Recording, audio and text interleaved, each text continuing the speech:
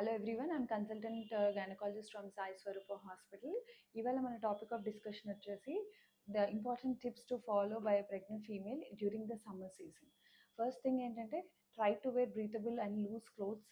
Second ఏంటంటే try to keep yourself hydrated, అంటే ఎక్కువ లిక్విడ్స్ అండ్ ఇంటేక్ అనేది మెయింటైన్ చేయండి. Per day at least 3 litres of liquids అనేది మెయింటైన్ చేయాలి.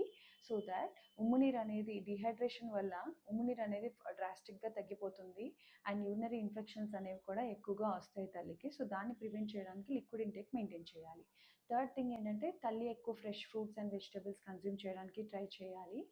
లైక్ కుకుంబర్ కానివ్వండి, watermelon, muskmelon, citrus fruits ఇలాంటివి ఎక్కువగా కన్జ్యూమ్ చేయాలి.